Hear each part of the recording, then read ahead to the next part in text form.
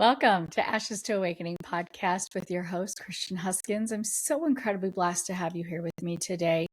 Whether you're driving or getting the kids ready for bed, laying down to sleep, or just taking a time out. Sometimes we need to do that. Whatever you're doing, I'm just very grateful that you are here with me today. So there have been so many seasons going on the last couple, probably the last 2 months, but specifically the last 2 weeks for me. So what I'm going to do is a quick nervous system breathing exercise with you. I'm going to walk you through one so that you know how to do it.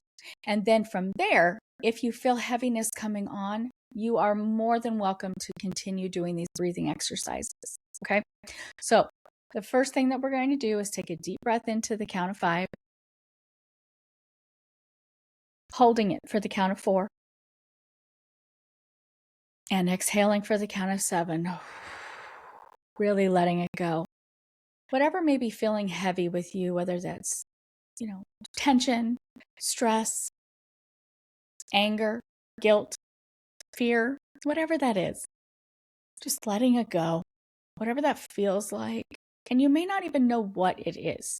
It just may feel like a heaviness in your stomach, chest, shoulders, and that's okay. Some of us feel in our body before we logically can put it into our mind. And some people put it into their mind before they can physically feel it in their body. There's no right or wrong to this. So whatever it is, just letting it go. It doesn't serve a purpose here for what we're doing today, what we're going through today. Okay? So continue taking those breaths. Totally fine as we continue to go through this. Okay? So today I would like to just ask you to set intention. Give yourself permission to just be today. Be still, be present, be intentional, and be open without judgment, without blame, shame. I know a lot of times when we're listening to podcasts or we join workshops or classes and we instantly stop listening and we attach blame. Okay. And when we attach blame, we stop hearing what's being said to us. Okay.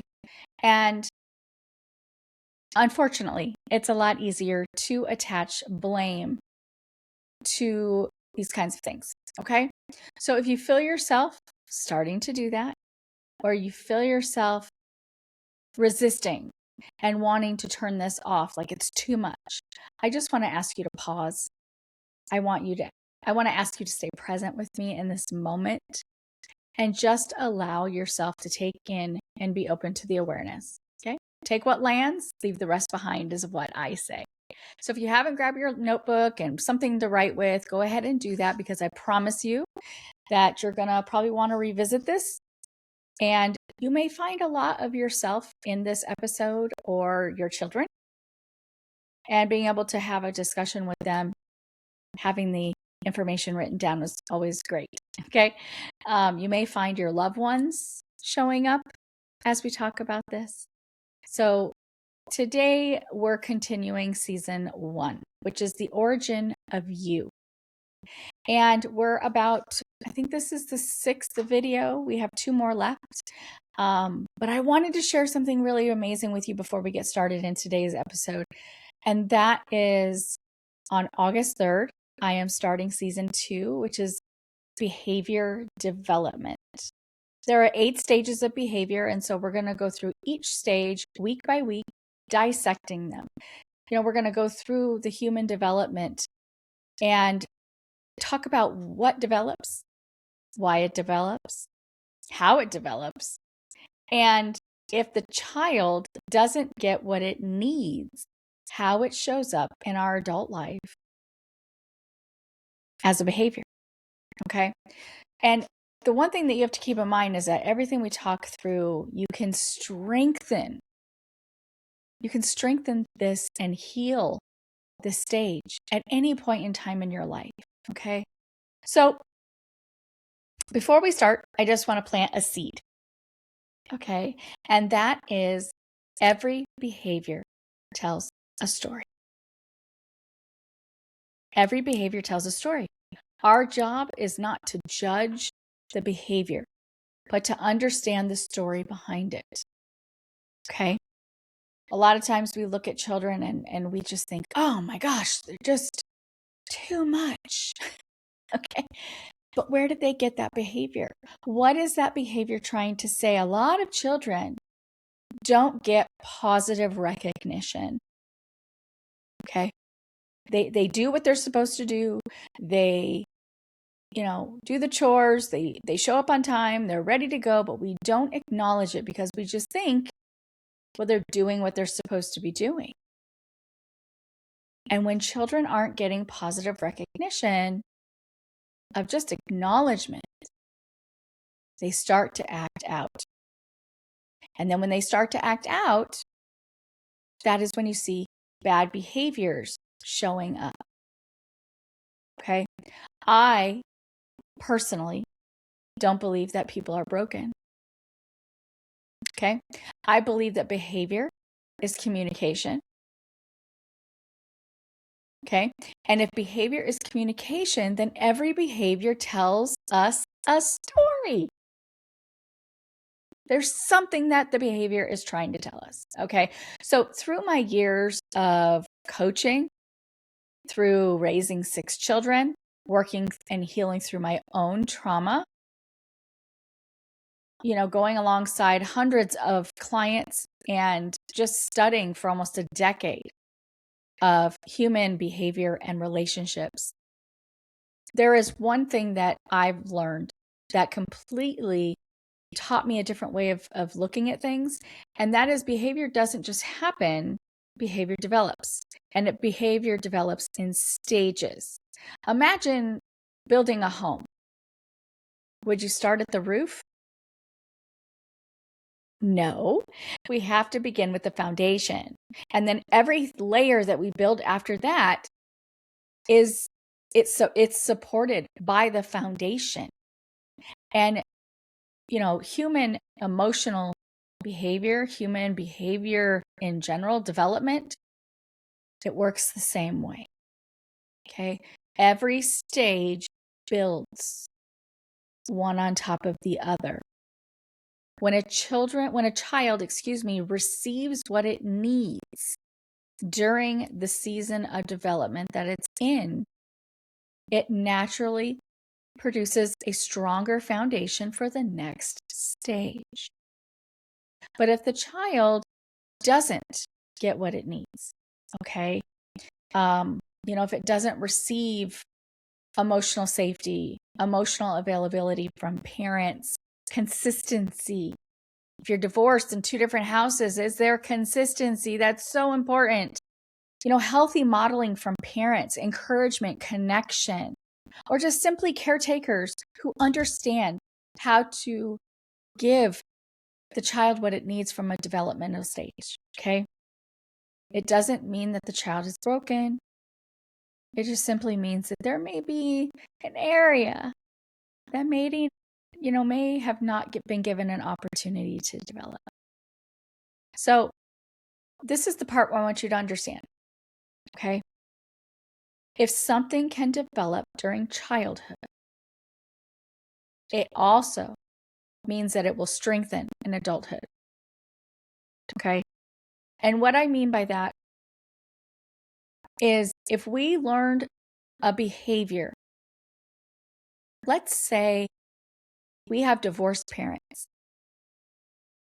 I live in this in my own life right now, okay? So let's say you have divorced parents and the child goes to their mom's house. And bio mom says, we're going to do X, Y, and Z, but don't tell your dad. Keep it a secret. If he asks, just tell him we did this. What is that teaching your child? You are teaching your child how to lie, how to be sneaky, how to not tell the truth. And now this child is a teenager. And this child is not telling you the truth. is being sneaky. Okay? You can't get mad at the child because that behavior was developed in childhood from one of the parents. And then this child, this man, let's just call it a man, turns into a man and goes out into his adult life. And he will continue to lie, be sneaky,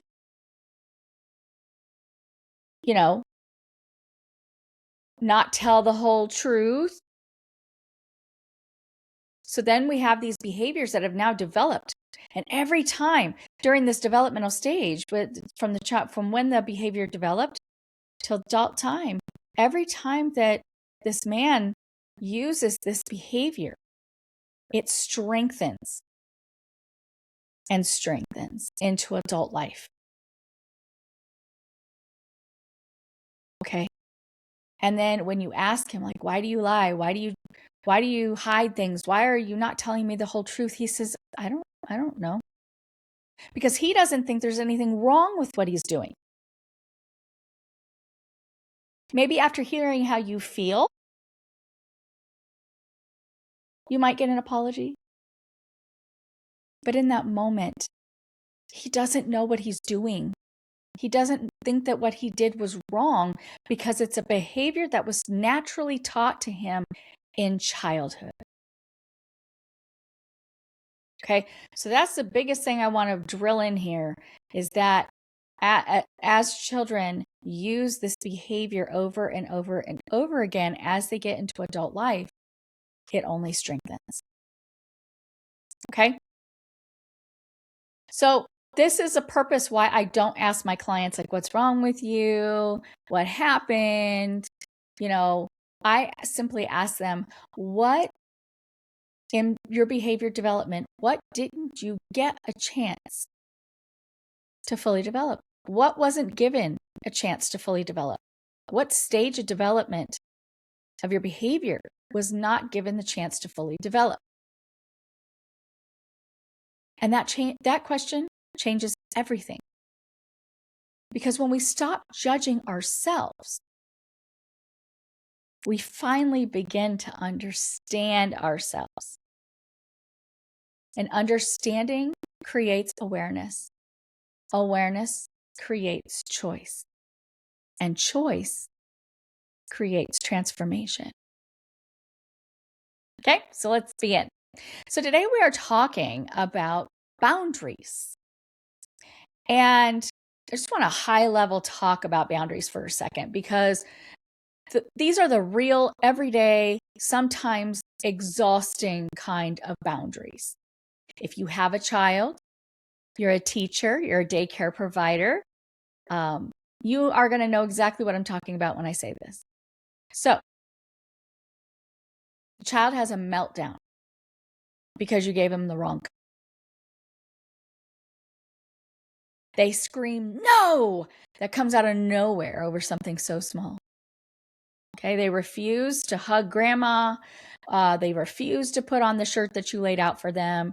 They refuse to eat what's on their plate. And you feel like it's defiance. Okay, and it can feel like defiance. And it can also feel very disrespectful. I get that. Okay. And some days it can absolutely wear you down. After raising 6 children, I can tell you that it can wear you down. But most of the time, it is not defiance. It's development. Somewhere in those early years, the child was working through these big questions. And these big questions, they just don't know how to put words or a voice to it yet. Okay, so questions like, is my voice important? Am I allowed to have a choice? Do my needs matter? Is it safe to say no? Okay. This is kind of a heavy part because have you ever had a teenager that had a flood of hormones and you're like, who are you? Or maybe you're in perimenopause and your husband is looking at you like, who are you right now?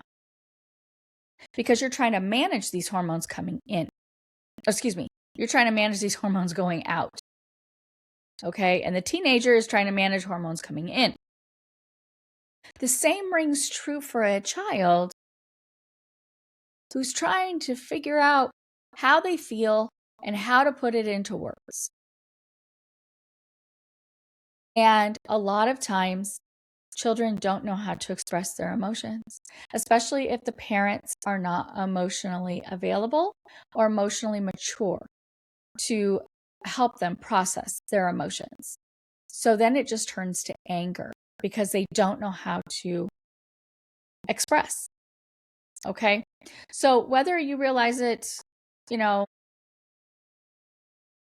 whether you realize it or not, how we respond in these small moments creates the blueprint for our children into their adult life. Okay? And that's what we are going to dig into much later in season 2 when we walk through the 8 stages of behavior. And this is actually, this stage right here of development is stage 2. It develops between 1 and 3 years old. So make sure that you're taking notes and coming to that, okay? But for today, I want to keep it simple and practical. So today we're talking about the 5 ways or the 5 steps that you can help strengthen your children's boundaries and also within yourself, okay? So step number 1 or way number 1 is give them a voice. The most greatest gift that you could give your child is helping them believe that their voice matters. That doesn't mean the child runs the house. Okay. It means giving them age-appropriate opportunities to make choices and express their needs. Express themselves, express their needs, ask for what they want. So ask questions to them like, hey, what do you think about this? Or which shirt would you like to wear? Would you rather have apples or strawberries? Okay. These decisions I know probably seem so insignificant to you, but they matter a lot to these children. When you ask them, what do you think about this? You're telling them that their opinion matters. When you're asking, hey, what shirt do you want to wear? Even if they don't match, how many of us parents see our kids come downstairs in like pajama pants and a tank top or whatever? And we're like, go change, you don't match. Okay.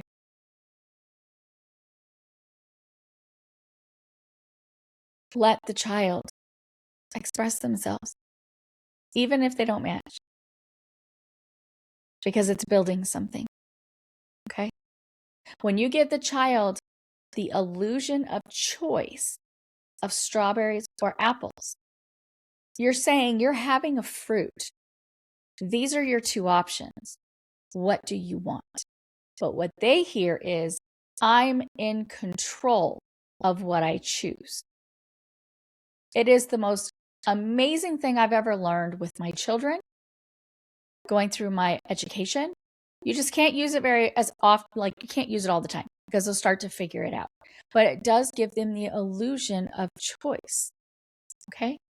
And AKA it works really well with narcissists. Okay.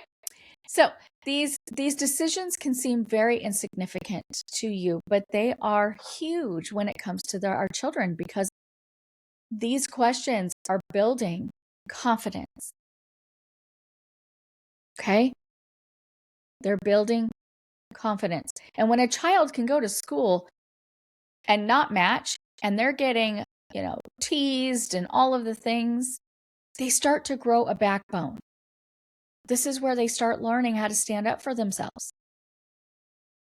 And if they come home and they're like, well, Sally was making fun of me, then now you can talk to, now you can talk to your child and be like, well, Sally, maybe Sally is jealous. Maybe Sally wants to be able to wear what she wants, but her parents won't let her. There's another reason underneath that behavior. And it's helping our children process. But when we help them process, then the child can go to school and say, Sally, you're getting mad at me or you're making fun of me because you're jealous. And they don't have to say that, obviously, but they can feel that in their body. And that's when they create confidence. And now as they grow through life, they're an adult who doesn't care what people think. This behavior develops so early. So early. Okay? So we teach, again, our children that my opinion matters. My thoughts matter. My needs matter. I'm allowed to have a voice. I'm allowed to express myself. And as adults, this foundation often becomes the ability to communicate clearly, express needs respectfully, and set very healthy boundaries. Okay? So if you are an adult or have a spouse or children, older children, and they don't know how to tell you what they need, like, do you want to go out to eat? Do you want me to make you something? Do you want Taco Bell? Do you want Burger King? Do you want steak? Do you want chicken? And they're like, I don't care. This step number 1 was not developed in childhood for this person. Okay. So now step number 2, way number 2, whatever you want to call it, is respect their boundaries. And I know you're probably thinking, what, Christian? But respect their boundaries.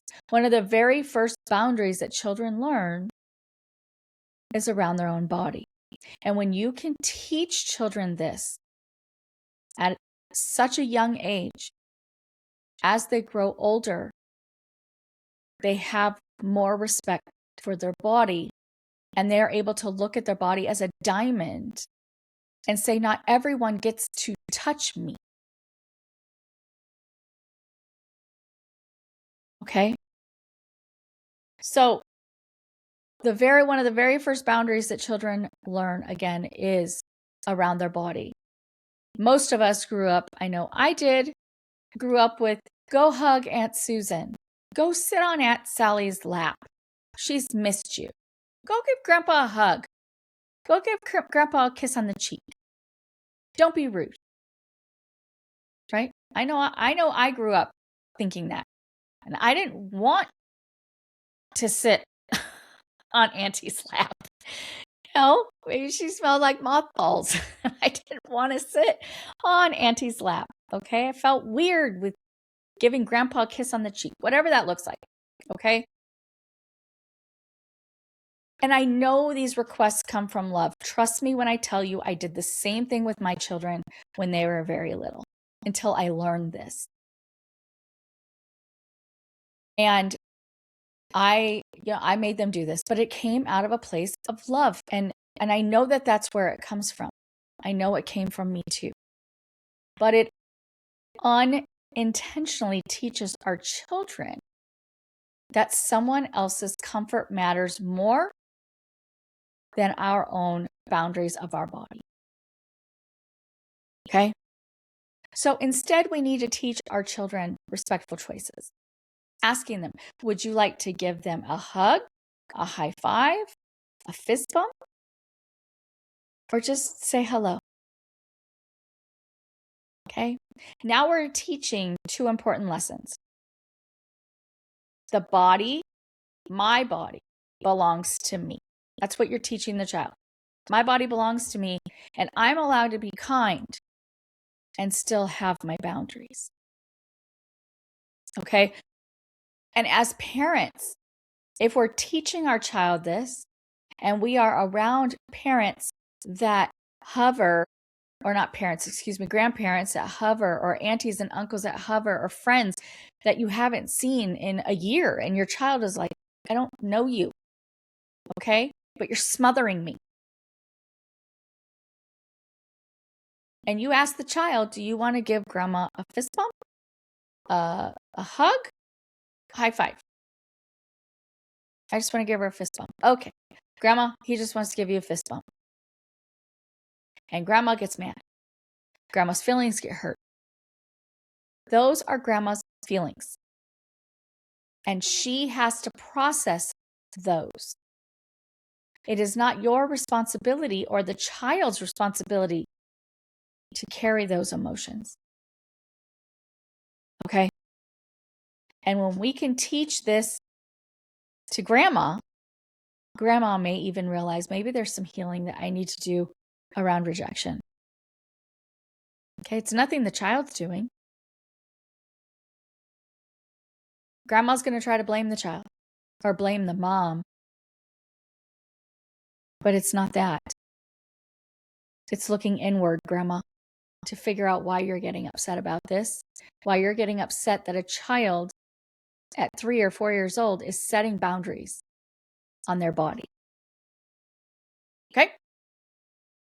We just grew up. That's that generational curse that says we're supposed to hug and love and kiss on our family. And unfortunately, sometimes it's taken too far.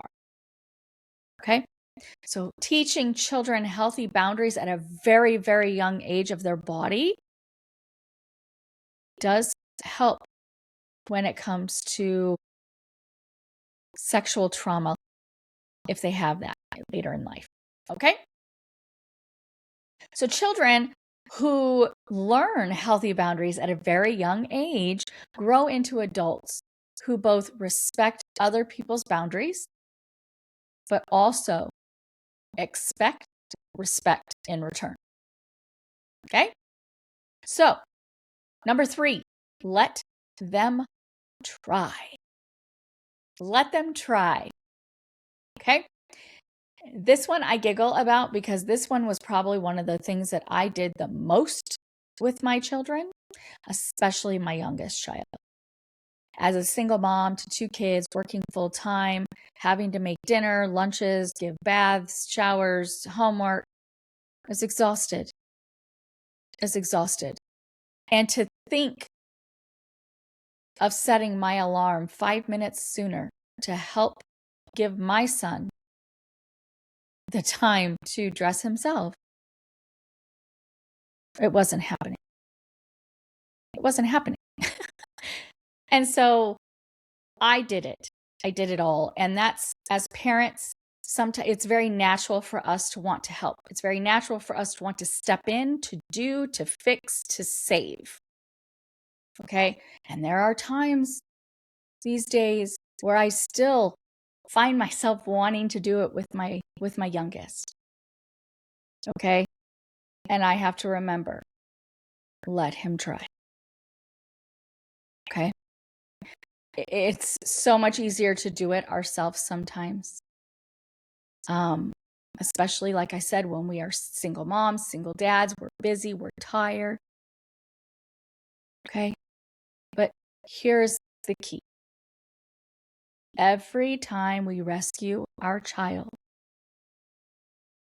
from something that they are capable of attempting, capable of doing, we unintentionally send the message, I don't think you can do it. I don't think you're worthy of it. You're not smart enough to do it. That's what our children take in, guys. That might not be what you're saying, but that's what our children are taking in. Okay? Confidence isn't built by perfection. It's built through experience. Okay? Our children need to be given opportunities to try. And as parents, we don't want our children to fail, right? But it's not failing. It's growing, it's learning. That's how we have to look at it.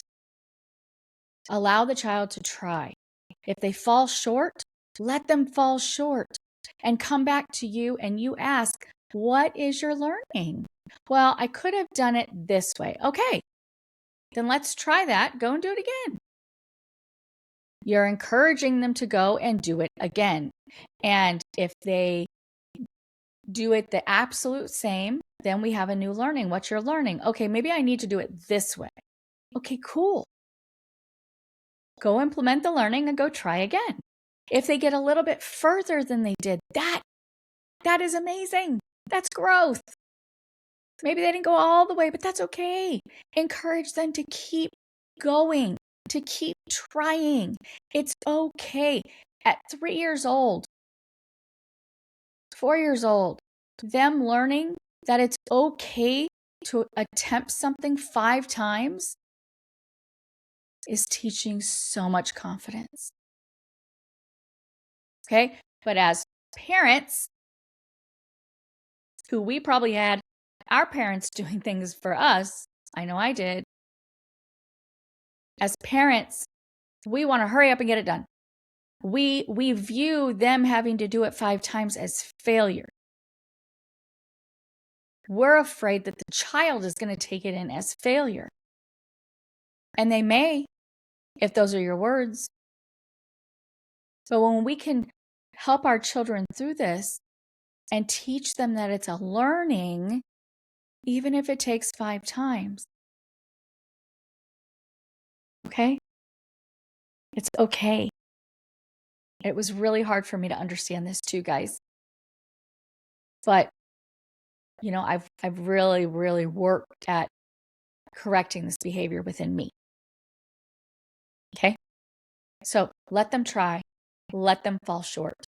Let them get the learning and try again and grow. Okay? Let them pour the milk. Let them tie their shoes. Let them dress themselves. Let them try to give themselves a shower. Okay? Will it take longer? Absolutely. Will there be a mess? Probably. But I'm here to tell you that confidence is almost always built in the mess. Okay? So number 4 is model healthy boundaries. Model healthy boundaries. Children become what they constantly observe. Okay? If our children are around us and we take a call from Aunt Hilda, and Aunt Hilda wants us to X, Y, and Z, and we're like, yeah, well, that's fine, Aunt Hilda. I'll help you with that. And we hang up the phone and we're like, ugh, I didn't really want to do that. Or, someone is telling you to sit down and just take a break, just take a rest. No. Rest is lazy.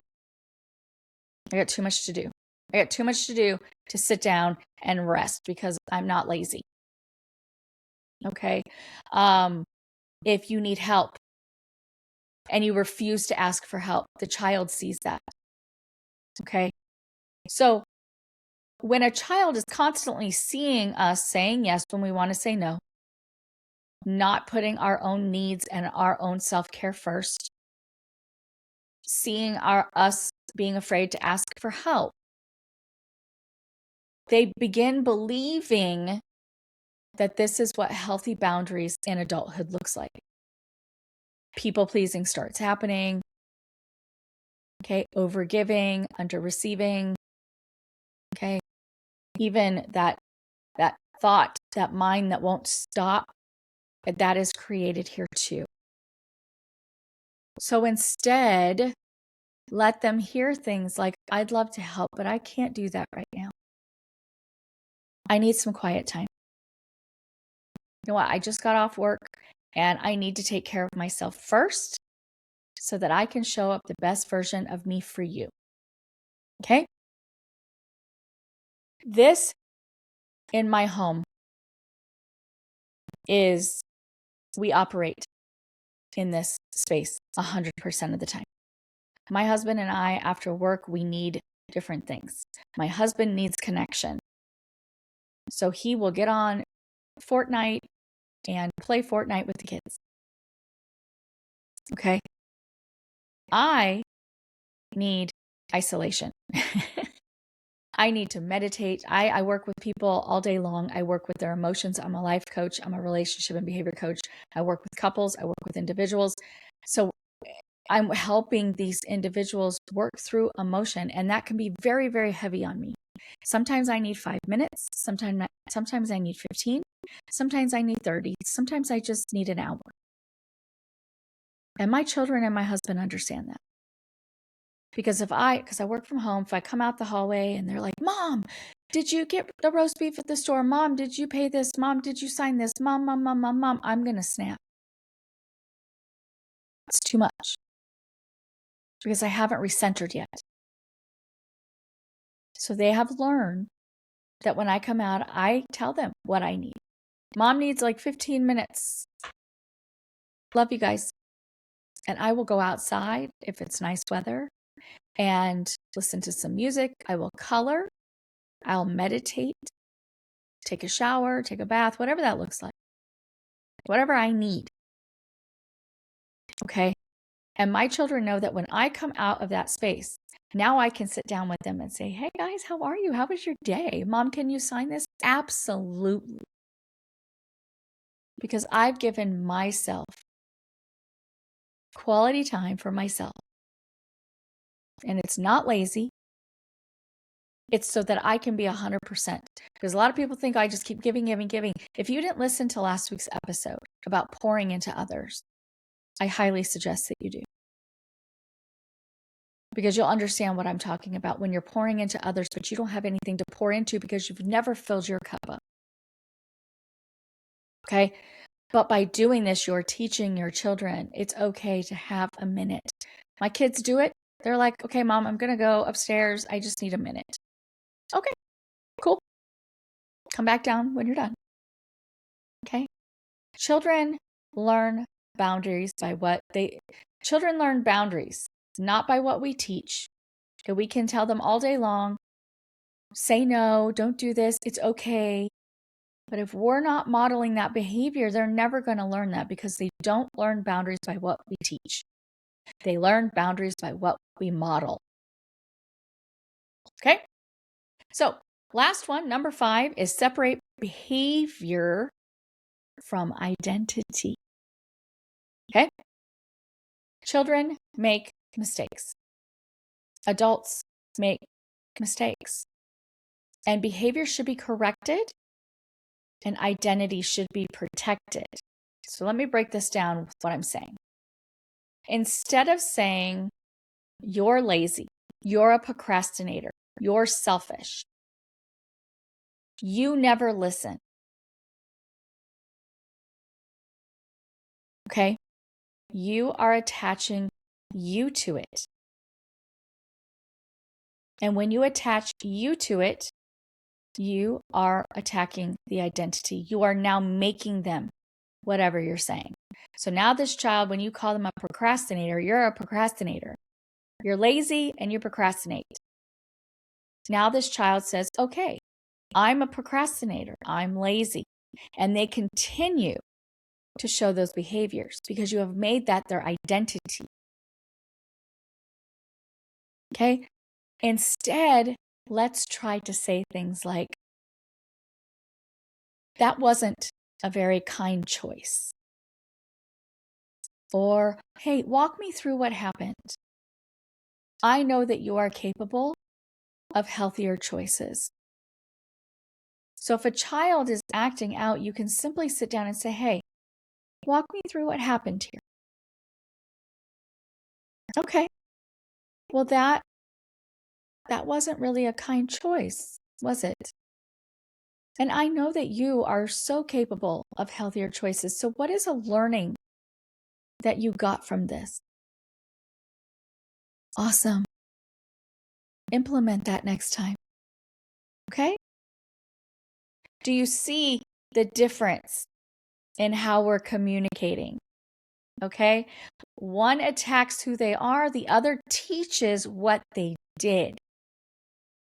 Children who know that they're loved while being corrected. And love, yes, we can love our children, but it's all about our mouth and what we say and how we say it.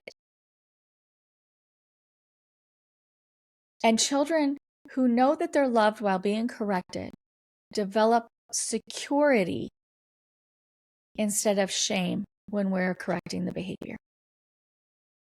Okay? And secure children very much become secure adults. Okay? So as we wrap up today on this episode, I really hope that you can see, that healthy boundaries don't begin as adults. Healthy boundaries They are established and learned so much earlier. Okay? They don't begin with adults trying to say no. They begin when a child discovers their voice, when they realize that their thoughts matter, that they're capable of doing something. And if they fall short, they're encouraged to try again. And they learn that when they make mistakes, they can still be loved. And loved being the words that you say and how you say it. So whether you're raising children, you want children, you're a teacher, you're a daycare provider, I hope that you've had, an opportunity to really look at this, okay? And maybe you're recognizing some areas in your life that this wasn't developed properly, or you weren't given a chance to have this fully developed, okay? Growth doesn't end in childhood, and healing doesn't have an expiration date. There are many people that I know, they're 40s, 50s, and, even in their early 60s saying, I am too old to heal. No, you're not. You're not. And, our body takes in our emotions. And so when you heal the soul, you heal the mind, you heal the body, you can have a much, much longer life. There is no expiration date, and every one of you has the ability to heal and strengthen these areas of your life. Okay. So before I go, I want to invite you to do something with what we've learned today. I put in the show notes below that I've put 3 resources, okay? One is Ashes to Awakening reflection worksheet. And that's just to kind of help dig a little bit deeper into what we did today and trying to connect the dots with what childhood experiences that we may have had and your present day behaviors and how they may connect. Okay. The other thing is the weekly awareness challenge. There'll be this every week where I've given you, I think it's 3 challenges to really practice. Okay. Healing doesn't happen just by listening, guys. It is allowing you to take this practice and help you implement it throughout the week, consistently practicing this. Okay. And when you do that, it creates transformation. And lastly, I want to invite you to take the Healthy Boundaries quiz. Listening to me today, you may have already recognized some of your own behaviors. And this quiz will help you understand and identify where your boundaries, if they're already strong, where they may need to be strengthened, or some of the greatest opportunity for growth and where that might be. Okay, so grab those 3 resources in the show notes. If this episode really resonated with you, I encourage you, please subscribe to the Ashes to Awakening podcast. You will be able, the link to do that is in the show notes as well. And I have 3 different tiers, depending on the tier that you subscribe to, depends on what you get. Okay, but you'll have access to this information so much sooner than when it's put onto my podcast. Okay. Because what I am developing isn't just a podcast, guys. It's a journey to understanding yourself more than you ever did before. So I already have about 10 seasons of content. There's eight episodes per season. So, really subscribe so you're able to get this full amount of coaching for free, other than when you subscribe. Okay. And we'll be able to walk through our childhood experiences, how they influence our adult behavior. We've already kind of stepped into that, but how to strengthen your emotional intelligence, learn how to regulate your nervous system with healthy coping mechanisms, work through unhealthy relationship behaviors, and really those people pleasing, tackling that inner critic, how to communicate with greater confidence, how to step into your identity past, removing the past, stepping into your identity today, stepping into your purpose, and lastly, becoming a leader in your family, in your life, and in your future. So my hope at the end of this is that you're no longer asking, what is wrong with me? Or why does this keep happening to me? And learning to start asking, what part of me still needs understanding and grace instead of judgment? Or what did I learn because of my story or my experience?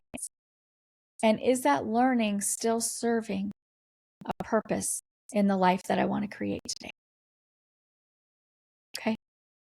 When we stop judging ourselves, that is when we become curious. And when we create curiosity, it creates space for understanding. And when we have understanding, that is when healing happens. Okay? So before I leave today and end this, I just want to leave you with the reflection question that I always ask. Okay? And that, it's going to kind of, I just want you to sit with it as, we're going through this. I really, really, really want you to sit with it. And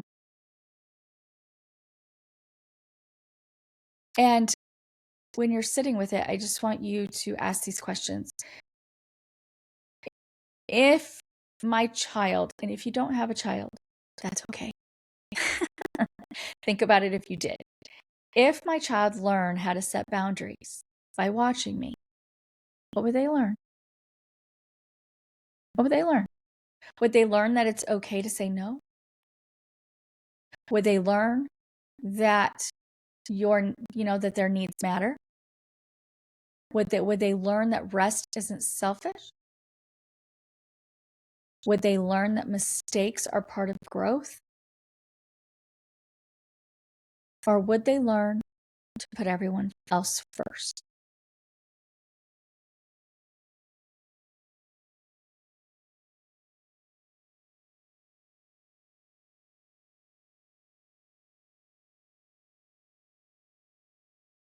There's no judgment here. No judgment. Just the same. It wasn't there. That's the first step in understanding. Every job is not to judge me. The job is to understand the story. Okay? Spend some time with this week. Notice what comes up. Write it down. Put it in the comments. Do it without judgment. Just with curiosity. Every moment of awareness.